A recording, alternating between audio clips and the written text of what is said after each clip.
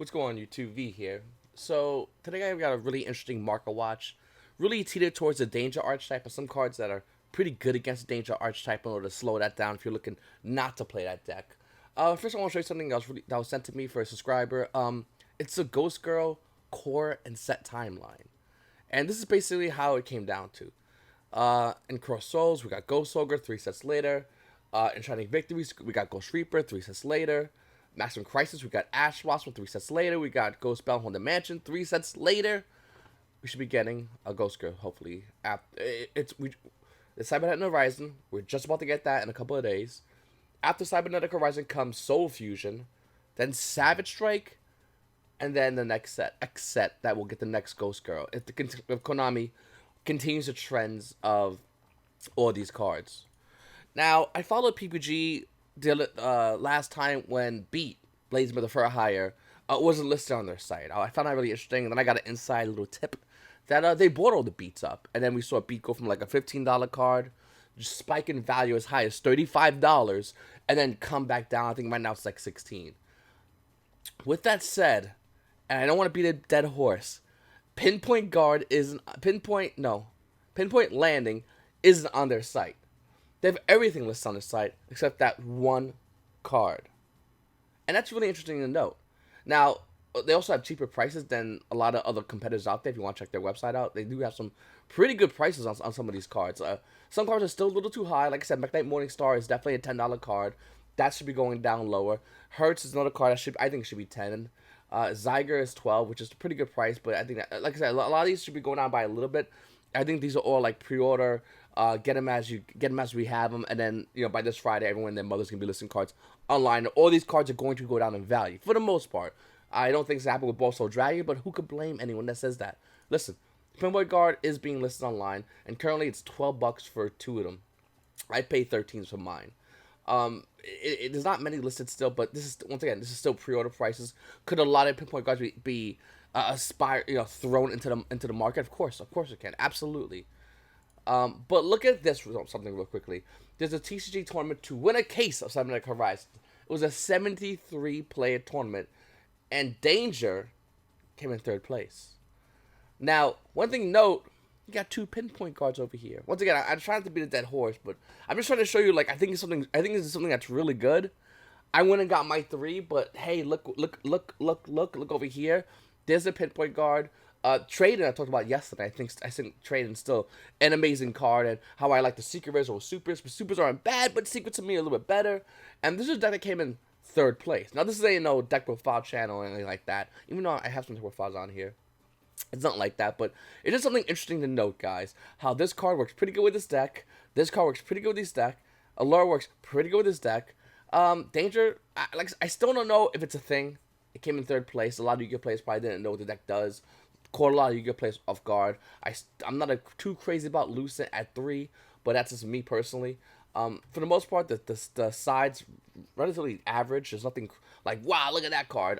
The extra deck runs a lot of the ranked stuff, and I'll show you guys in a second, including the new Borrow Dragon. This guy spent money on this deck to win a case, to come in 3rd place, so he probably didn't win a case, I'm thinking. Anyway, there's that new Magician card. There's a lot of nifty things in the set, but nothing that really stands out in this deck list other than Pinpoint Guard, seeing the trade inside. I talked about 2 cards that, in my opinion, I think he was testing either or. I think they're both great in this deck. But moving forward, though, look at one card that's good against that deck is Mind Drain. Activate this card paying has life points. Effects of monsters in the hand cannot be activated. Now, obviously, there's Mind Drain, and over here I'll show you Soul Drain in a second. These are just good cards. Whether or not you're trying to stop any of the hand traps, when they activate, or just the cards in general, it's just a good card. It came out common. Came out in Lord Tachyon Galaxy. It also came out in the Megaton pack too, but mostly it's Lord Tachyon Galaxy. The wording's just about the same, and it's still a pretty good card. It's a common, easy to buy. You're gonna want to pick up a playset of these. Now, could these be an OTS pack 8? Could these be a super rare? That'd be awesome. Could these be an OT? Can we get an OT Mind Drain? That'd be kind of cool. I think it's a great card. That's highly under.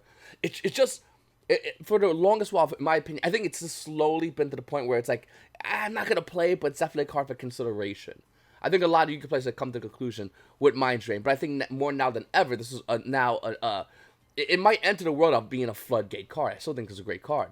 Soul Drain is currently at 1, and I would love to see this card come back to 3. Maybe I'm the only one, but this card is so good. Soul Drain coming to 3 means a lot of things will change in the game of Yu-Gi-Oh! And I'm doing a balance prediction video. I'm actually working on it after this video, and I'll come out later on today. But seeing Soul Drain, man, that makes it a lot of cards to come off the ban list. I mean, what Max C would it really matter? Or, I mean, because your opponent won't really spam if you got a Soul Drain to stop him from spamming in the beginning. You know what I'm saying? Burning Abyss can now be unlocked. Why not? Cosmos, give us full Cosmos. You now have their own versions of Floodgates. And if you could go, well, V, I don't know about that. I don't know, V. I'm not feeling it. Let me explain something to you. Pendulum Magicians were out, and Anti-Spell was out at 3. That's that Floodgate for that deck. The deck was still all over the place, but it wasn't as tier 0 because of the Floodgate. True Draco, same scenario. We had Master Restrict at 3, and it got reprinted and reprinted and reprinted, and that card was also good against True Dracos. So why not have Soul Drain and then unlock these other decks that are locked, that are open in Japan? They're playing at them right now in Japan, but for us, they're heavily limited, and why not have a card like Soul Drain come back? I think it would be really interesting.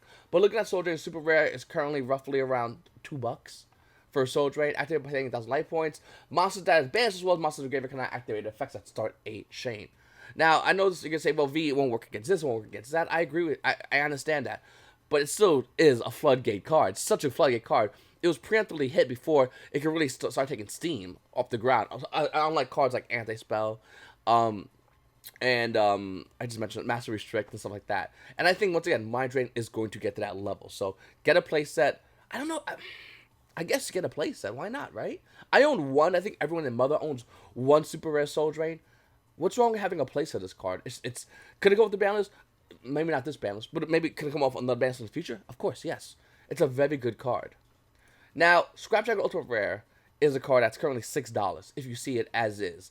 Unlimited Lightly Played, Unlimited Near Mint is about $7. When you go to page 2 of Scrap Dragon, first edition, it's $15.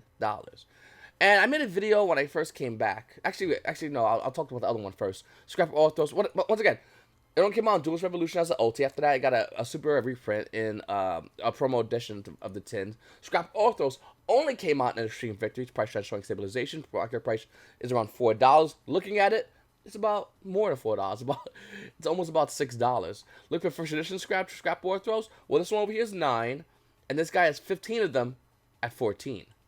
Now, what I want to say is a couple of things. One, I went to Nationals. I went to go buy Scrap Dragons with a buddy. I just want to all Scrap Dragon Orthros, and I had like a vendor like question me.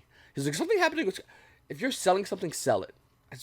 I went on a rant in my live stream the other day. I'm not going to go into it too much, but what I'm trying to say is that Konami's making Link Frames Pack 2. They're going to. You don't make Link Reigns Pack 1 and then go, okay, we're done. You don't number something if you're not going to do something about it. You know, making a continuation of it had it been successful, which obviously Link Frames Pack 1 is widely successful, especially in Japan where, like, it's like, oh, those old cards, here's great cards for them. America will drip feed you. So I think that it's you know, the next question we would have is what can be good in Link Frames Pack 2. Now, I'm not going to go too much into it in this Mark Watch. I said I'm going to talk about Dangerous I Am, but Link Frames Pack 2 can have scrap support. Why not? Scraps have a lot of great cards. They're just missing something. They're just, I think it's, if anyone knows scraps or play scraps, or if you don't know it, you might want to read it. They're really good. They just don't have something to them, and maybe a scrap Link could bring them back to tier 1 status, maybe even tier 0. And as silly as that might sound, Axe Spirals about that. It's tier 1 or tier 0 isn't a hard notion with one card. And I think with scraps that can be.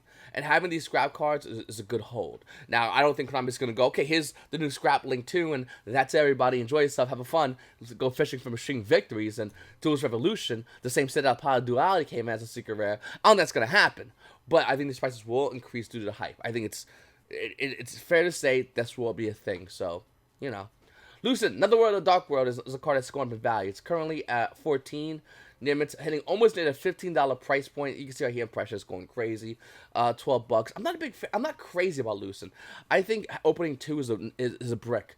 I depending on your hand, of course, but I don't know. Maybe that's just me. Once again, I'm not too well versed playing Dangers. I still reading them. Still trying to memorize dangers, I guess, is the main thing. I'm not really good at memorizing decks unless I physically play them. Maybe play online, maybe keep reading them over and over again. And then after a while, it burns my brain. With that said, I don't know. I'm not crazy about 3 Lucents, but 2 Lucents is not bad. Maybe I'm wrong. But Lucent is a $15 card that came out in Primal Origins and only Primal Origins, which makes you think, is Konami going to release some kind of, maybe a special pack or something that will allow this card to be re-released into the the market, or they're gonna be like, okay, everybody, have fun fishing for Primal Origins. Does that sound familiar? Moving forward, Tour Guide of the Underworld. Now, I've seen some builds of Dangers run Tour Guide. More importantly, I've seen Tour Guide, kind of being run in Burning Abyss.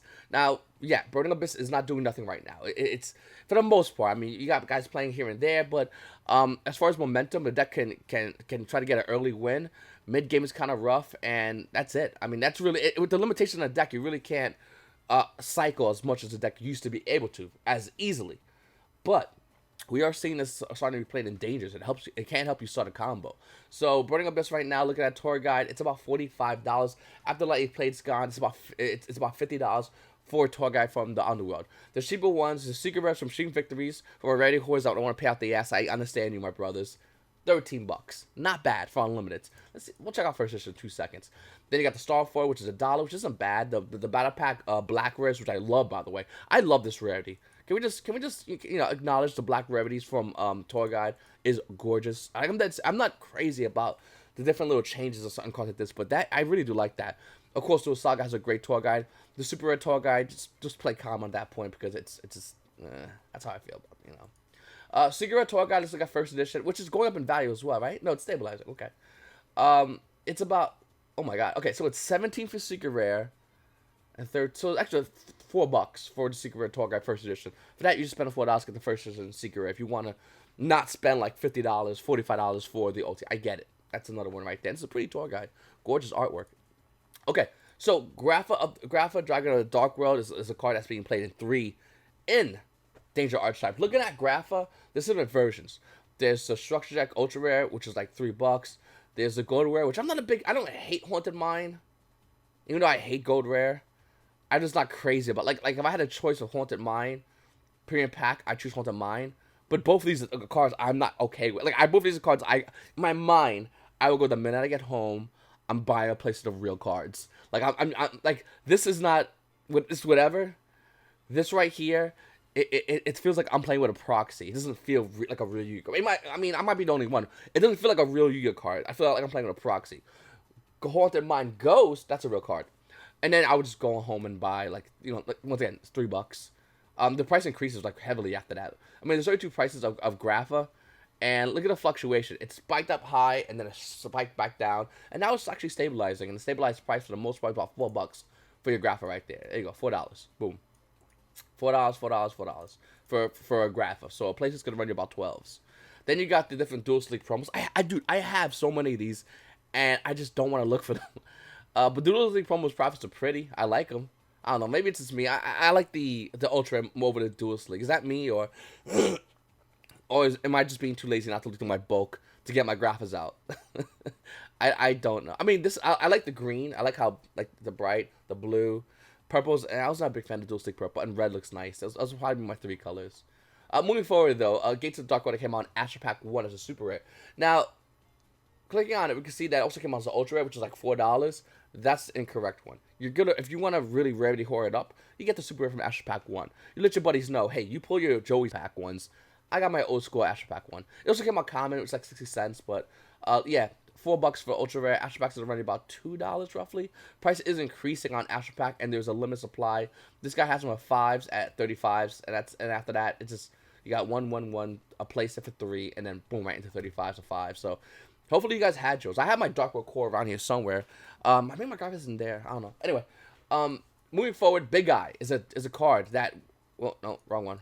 Where is it? Okay, Big Eye over here is a card that actually saw play, and now I gotta fish for it.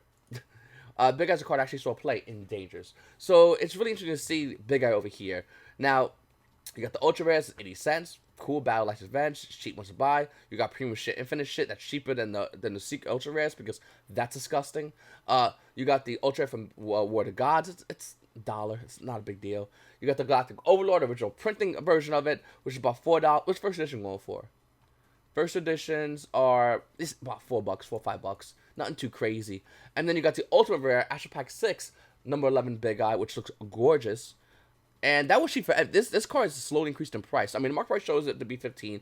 Price change showing it to be stabilized. But when you look over here, it's about 14. It's under the market price. Did I buy this? I think I bought this for 12. I think a while ago. But looking at over here, there's a wall over here around 11 at the card being at $16 in the price point. And then when you move over down, the next wall is like 5 to 8s, which is like 19 and 20s. And then the last page, it's just you're just hitting about 21s. So it's not like I don't think if it was to be bought out, it would be really hard and expensive to buy, but it's still a good card. I mean, you make Big Eye, detach, take opponent's monster, link stuff, everyone's having a good time minus your opponent. It sounds like a good idea, and I kind of like it. And hopefully you have your Big Eye. If not, you might want to consider picking it up. Not that, like I said, not that it would, you buy right now today for, what was it again, for 14, and the card hits like $30. I don't think it's going to be that good, but it's still a good card to be an extra deck. And just in general, like, it's just a good card. Up next, Galaxy's Eyes Cipher Dragon. There's 3 versions. We'll talk about each one. This one over here came on the Shonen Jump promo. Fun fact, it came out as a $10 card in Shonen Jump promo, and you look over here, it's still $10 fucking dollars. It's just $10. Market price showing making $11, went down $1. Who cares? I just think that's funny. The card's showing play finally, and everyone's like, yeah, that's $10. I'm not paying you more. So that's that one. Then that's Cipher Dragon. I'm sorry, Galaxy Eyes Cipher Dragon. It's $8, which isn't, like I said, these cards are just one-ofs. So you're not buying a playset. They're one-ofs that might be seeing play in this deck. Once again, I want to emphasize, might be seeing play in this deck. And this card's $8. Came out in Dragons and Legends Unleashed. And then it also came out in Duelist Pack Dimensional Guardians, which it came out as a super rare. Price is going up, but it's just, once again, $8 to $10 isn't crazy expensive for these cards, especially if you're playing a Danger archetype and you're rocking a playset of $50 cards, playset of $60 cards. I don't think Cipher Dragon. I don't think the extra deck of Dangers is your problem. I think that's for every other deck. I'll be like, okay, but for this deck, the extra deck really isn't a problem. It's mostly your main deck that's gonna really break your bank. Nekroz of Valkyrus is getting bought out again, but who people keep telling me about this, and I can't be less interested in Nekroz of Valkyrus, in Nekroz. I know I talked about earlier about Lucent, Primal Origins, Konami making you fishing. I know that could happen with Scrap Ortho, Scrap Dragon, which came out in these old sets. I get that, but I can't be too behind Nekroz of Valkyrus and going, oh man, this card's gonna be so good one day, and Konami's never gonna reprint it because it came out in Secret Forces, which came out almost 4 or 5 years ago. I really do think this card, if this deck made tier 1 status, Konami's not just gonna go, sorry, Yu-Gi-Oh players, you're on your own on that one. You better go look for the Secret Forces, which boxes hit like Dark Saviors, which is like $110 a box if you could find any. With that said, looking at Nekroz of Valkyrus, it's $44, and then it ends about $64. It's a pretty big difference, $20 difference for Nekroz of Valkyrus. And if you're looking to say, V, when do I pick up Nekroz? The correct answer is wait. You wait. I keep making this video at least once a month, and I have to answer this. You wait. Konami, first of all, is doing nothing. It's 40-something. It's like Mermos. I love Mermos, but they're doing nothing. They're expensive and they do nothing. So it's up to you whether you want to get this and hold it. And it's nice. It's deck core. Sure, that's a lot of money we're putting on a deck core. This card, a playset of this card costs a playset of one of the Danger cards that actually will get you some wins. This will just look nice in a deck box with brand new sleeves. And you put it in the corner, make sure it's a dry area. If it's too hot, the cards crumple. If it's too cold, the cards just they just mold and it's disgusting. You gotta find a dry area. It's just a pain. But yeah, no, I would not get this. I don't have this, and if I do have this, if I was to have this, I would sell it. That's a smart thing to do. Put that money into actual deck cards that you can invest in. Like, I don't know, Dark Worlds before they went up in value. Another card that's good against Danger is Archlord Krystia. Now, yes, you can do cards, you can pitch, and you can pop Archlord Krystia, and take that, Yu-Gi-Oh. I get it. But Archlord Krystia is still a really good card. And in decks like World Chalice that might not be doing anything right now, first turn Archlord Krystia is game. In fact, it's game against a lot of decks. Archlord Krystia first turn is game against Gokis. It helps slow down, if not auto win against Danger archetype. Sky Striker Tricksters have to burn you to death. It's just a good card in general. And World Chalice can bring this out relatively easy. And World Chalice is relatively cheap. And World Chalice is just a pretty damn good card. Also runs Kaijus. So you're playing against Gokis and they don't extra link you, and they don't full zone it up. You Kaiju them and you laugh at them for not filling that last slot. Looking at Archlord Krystia, unlimited near mint is $16. Now, this is one of those cards that has like a cheap unlimited near mint, and then when you get the first edition, it's just not even fair. It's $20 first edition that you played. And I only own it unlimited, and it annoys the crap out of me. I'm not sure how you guys are, but unlimited Archlord Krystia, if you own one, it just you don't. I want to own a first edition. I need to get myself a first edition. I'm buying too much YuGiOh cards out for other projects, but ultimately I'm going to do that. And the last card I'll talk about is Herald of Orange Light that came out in OTS 1 Pack 7. Now, I'm not trying to promote you guys and get you guys to swing over to play our Heralds or World Champs. I'm not trying to promote you to do that. But what I am saying, Herald of Orange Light came out at like $29 when it first rolled out, maybe $30 in certain places. And now that, was it $10? $10. $10. It's getting near. It's not there yet, but it keeps dropping down. It was previously like 14s. And, oh, look, it had a little bump. It's previously dropping down, and I think Herald of Orange Light's another card that will go down and most likely hit the $6 to $8 price point. And when it's that price point, if you don't buy a playset, you're just fucking yourself over. This card I've seen play previously, and moving forward in the game of Yu-Gi-Oh, we'll see play still. It's still a really good card. And I think it's not good now, obviously, but I think there will be a time where it will be good. So it's up to you whether you want to get this card or not. It's the original hand trap for if anyone played the old school... the good boys, the agent, deck, and I really do like this card a lot. I think it will show viability in the future meta of the game Yu-Gi-Oh. With that said, I think you guys should wait. If you get it for 6 to 8s at your locals, get it. It's a great buy. Anyway, guys, I really appreciate you watching my market watch. And I know this was a little bit shorter than what I did yesterday. I tried to balance that out a little bit for you guys. I had so much to talk about yesterday. And I had a lot to talk about today, too, but I think I'll just curb it a little bit. We're going to do this video, and then later on today, I'm going to come out with a balance prediction video that'll get at least 20 thumbs down. And, like, my balance prediction video is always weird. I always get, like, the most thumbs up, but I also get, like, a record number of thumbs down. By the way, thank you to all my trolls out there who are thumbing down my video. Finally, like, I was getting, like, 2s and 1s forever. And now they're starting to wake up. So, good morning, trolls. Hi, how's it going?